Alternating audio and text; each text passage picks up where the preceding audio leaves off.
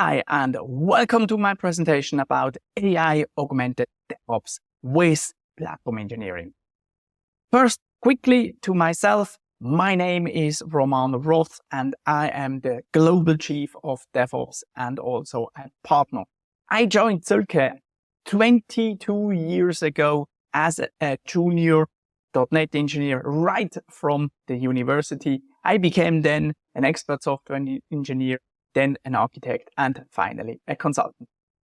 And during that time, what always was at my heart is how can we continuously deliver value?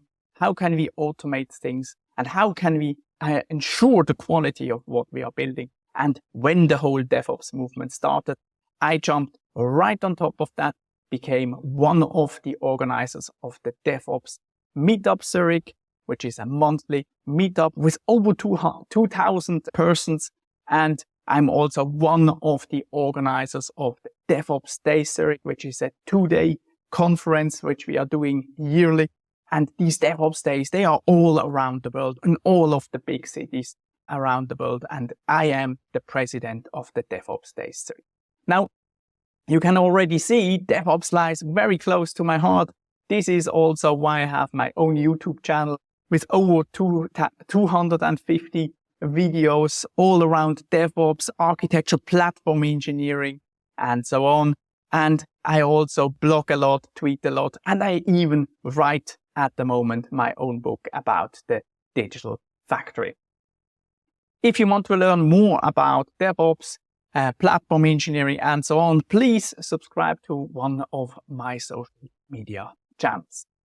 In my projects, I work for different clients in different industries, do DevOps transformation, introduce platform engineering, and currently I'm the product manager of a platform project which we are doing with LGT, which is a bank in Liechtenstein.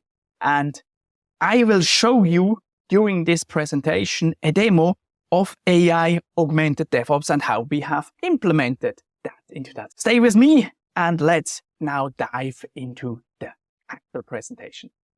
So one thing that happens also potentially to you, what it also happens, of course, to me, is that the management, the business, or the CEO or the CIO is coming to you and say, Romano, we need to have AI because AI is an absolute game changer. We need to put AI into our development process. And one good thing to do when you get such an ask is to ask, why do you would like to have that? Why do you want to have that? What is the root cause of that ask? And usually what you get is the following answer. We want to have a faster time to market. We want to get more value for the money and a higher quality out of it, which then leads to, of course, higher customer satisfaction. Now, with that, what we need to do is we need to analyze our value stream, because modern software development is a continuous process, which you can see there in that infinity loop, across the whole value stream. And of course, when you look at the value stream, then you have different practices that you are doing in that very process. Now, I already told you what we need to do is analyze that value stream. And for that, we use value stream mapping. And this is a very important technique to identify the bottlenecks. And this is also where we potentially can then use AI. So how do we do value stream mapping? First of all, you need to bring all of the people that work across one of these value streams, which produce one or many products, into a room. You give them Post-its and you say, okay, what are the steps that we need from idea until production? And you get that example here, feature definition, design, code, test, and so on. Of course, in your value stream, this will be far more complicated. Usually the value streams, when I do value stream mapping, they are much, much bigger than this small example. After that, you say, okay, now let's have a look who is working in this step or who is responsible for that step. And you get product owner, architect, developer, and tester, and so on. And then you say, okay, now we need to measure the efficiency of each one of these steps. And we do that by defining the lead time, LT, which is the time from step beginning until step end when the next step can continue. And it includes all of the waiting time. And then you say, okay, and how much is really actually working time in there, which is the process time that you can see there, which is PT. And then you say, okay, and what is the quality of that step? And that's the percentage complete and accurate, the percentage C&A that you can see there, which is a measurement which says how much rework do we need to do when the quality is not good. And for example, when you have 80%, like in the feature definition, it means that in 20% of the cases, we need to go back to that step because the quality of that feature definition was not good enough. And then suddenly you get this picture here, and immediately you can see where the bottlenecks are. For example, in code and test, massive discrepancies between process time and lead time. For example, in test, we have a process time, actual work where the tester is working, of 8 hours. And the lead time is 336 hours, which is huge. There is a lot of waiting time and a lot of inefficiencies in there. Also, the percentage C&A, complete and accurate, is 50%, which means in 50% of the cases, we need to go back to that step because the quality was not good. So when you have done that, you have identified potential bottlenecks where you could use AI. But I always say, think about it, because potentially also another solution might be better, and even adapting the process could be a simpler solution. But of course, you could use AI.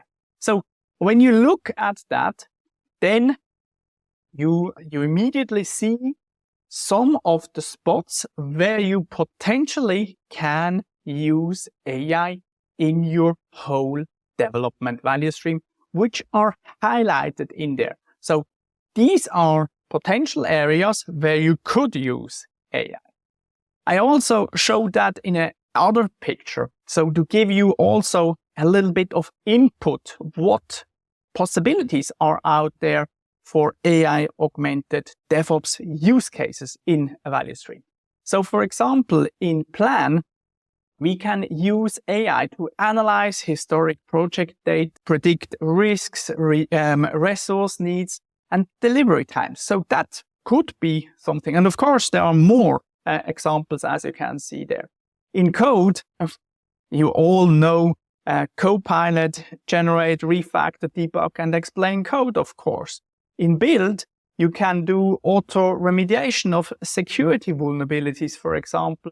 In test, you can do an impact analysis of the changes and predict what the impact is of that change, and then execute accordingly test cases.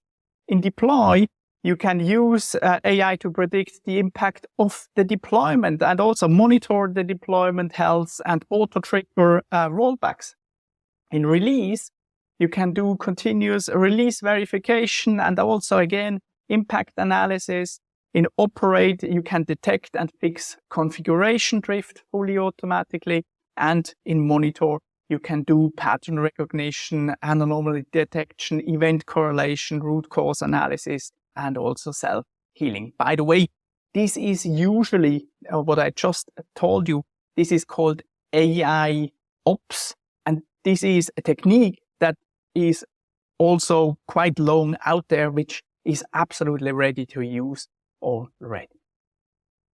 So you can see all of these use cases, but for these use cases, you need to have the right foundation.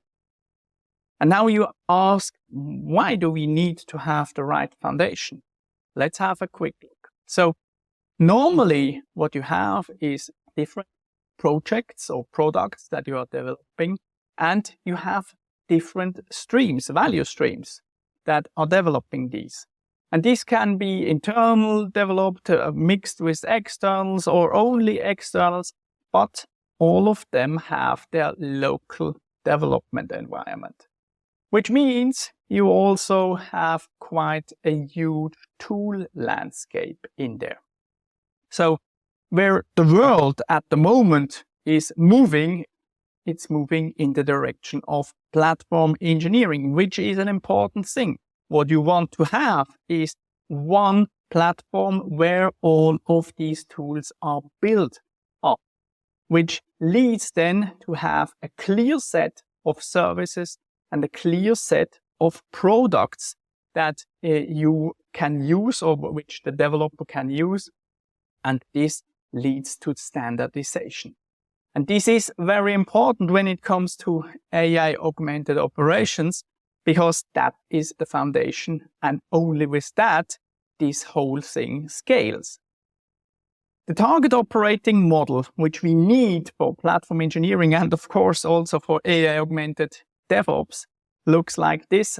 At the moment, we have different product teams with all of the people in there that are needed, and the cognitive load and the complexity is quite high. And what we want to have is this target operating model where we still have the product teams, but they are much smaller. They also cover a much smaller technical stack, while the platform team creates a self-service platform with, of course, a bigger technology stack, but that is a product that they are delivering to the product teams.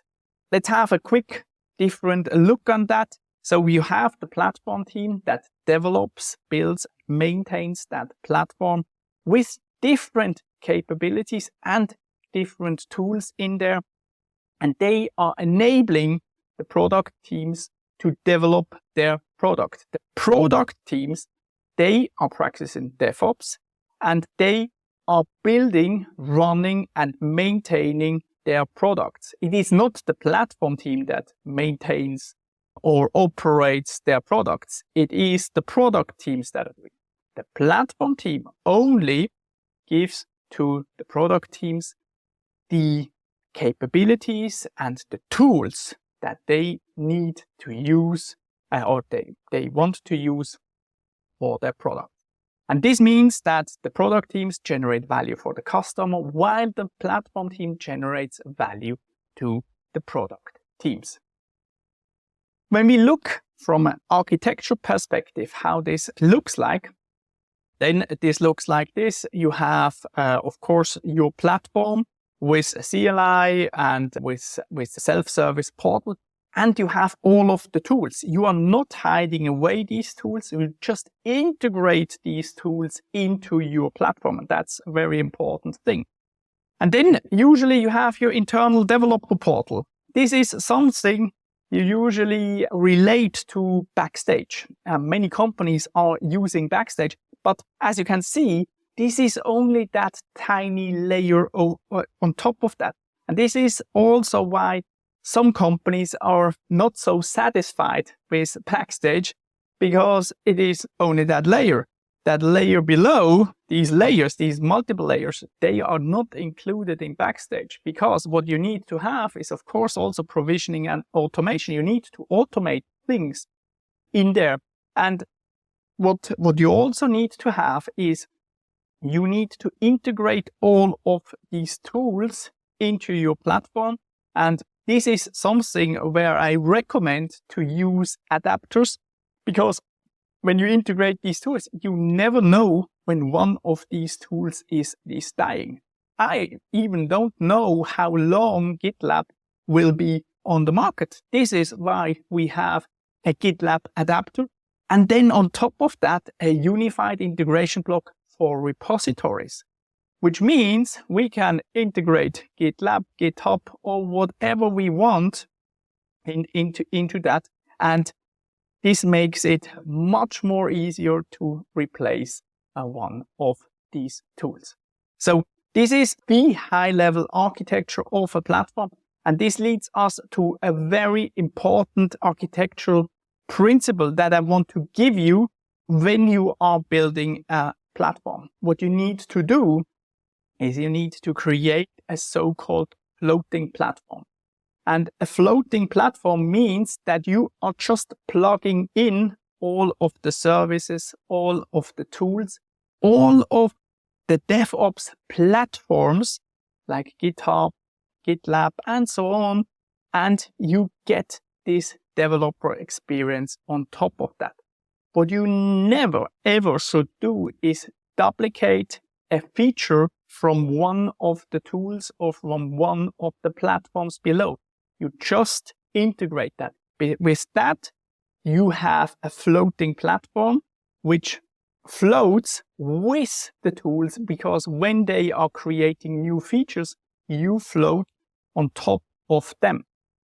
As soon as you are going to hide anything away, abstract anything away, or implement or duplicate a feature, your platform will start to sink. And that's a huge problem. Always remember that. You need to build a floating platform. Now, of course, and I bring that picture again, many of you will say, yeah, but Romano, AI is just that tiny box there, but nowadays AI is everywhere and it's huge. Yes, of course, in your platform, it is just a capability. But when we zoom into that box, then it looks like this. Up top, you have the product development teams that are using your developer portal. You also expose some CLIs and APIs. And below that, and this is important, you have the application. You have chatbots, which I will show you in a minute. You have AI coding assistants. You potentially have knowledge management and so on.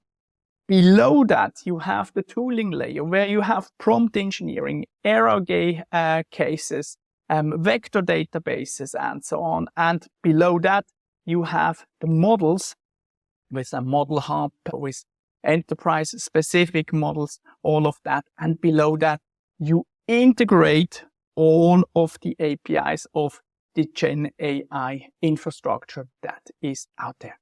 So this is how you integrate AI-Augmented DevOps into your platform.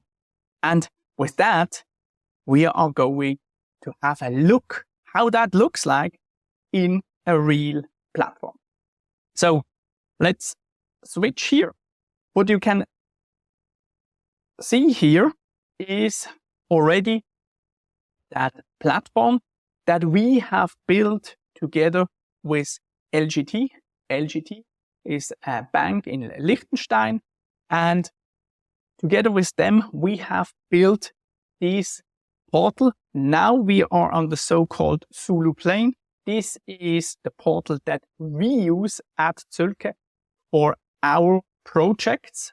When we do client projects, we develop them, if we are allowed, with this platform.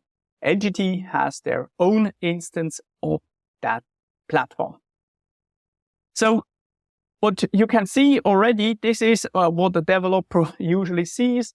You, of course, have documentation, and you can even switch here to an AI assistant, where you can ask questions like, how can I create a cluster, and so on.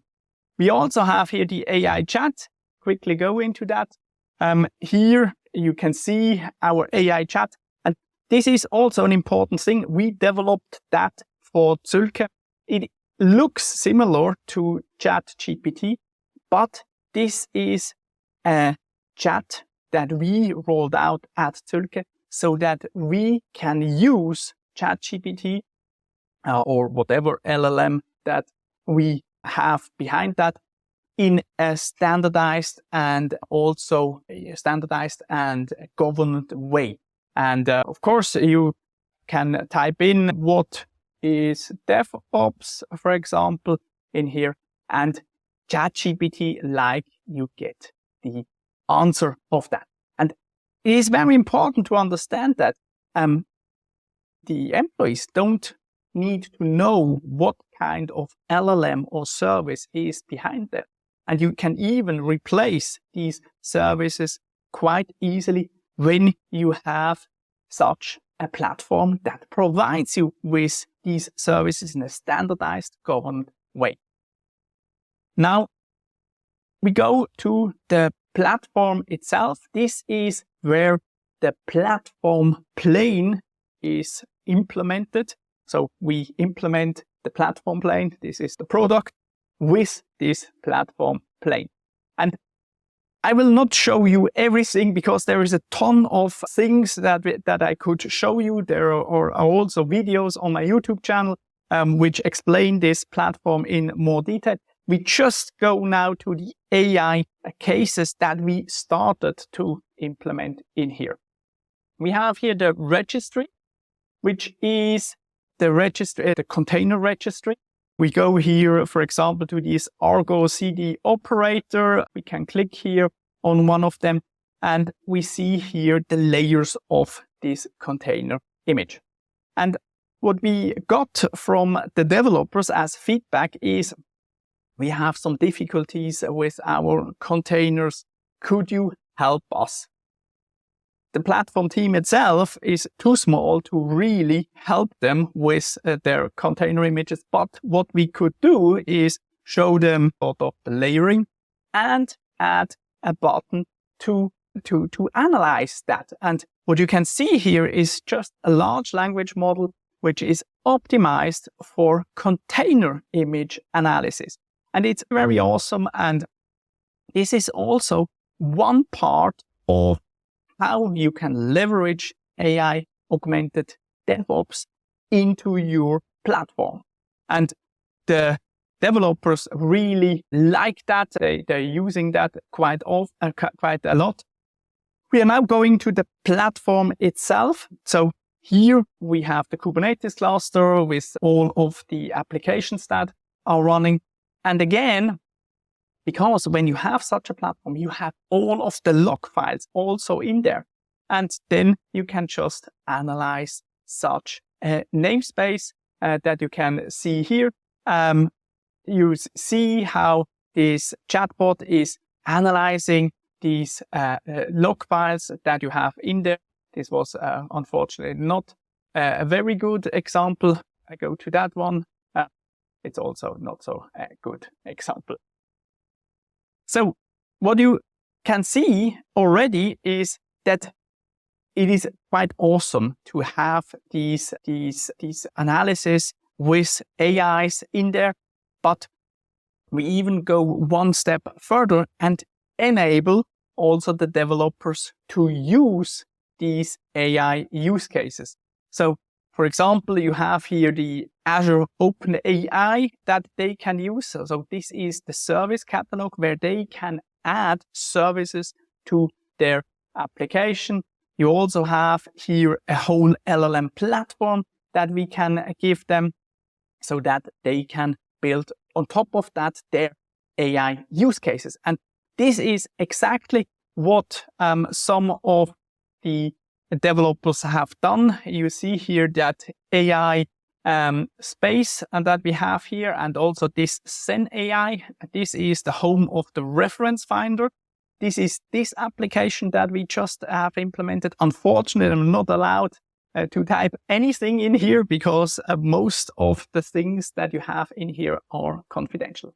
But what we can do as Clsoing employees is find project references which we then can use within our bits. And this is really an absolute awesome thing. And they have built on top of the platform that we have this reference finder in nearly no time because all of the services were already there. The second thing is this Zen AI. Here they want to improve the whole bidding process at Clsoing, and we have here things like spin sales analysis, summarize or improve text, AI chat with search, workshop assistant, and so on. These are all AI agents with specific system prompts that are highly optimized for our use case. I quickly just go into the company analyzer, and here I just search for the company Zirke, and here is a specialized prompt behind the system prompt, which goes, of course, also to the internet, gathers the information, and gives that information back in a structured way, which you can see here, including the references. And these use cases are very powerful, and it enables your company to do AI-augmented DevOps and to do these AI use cases.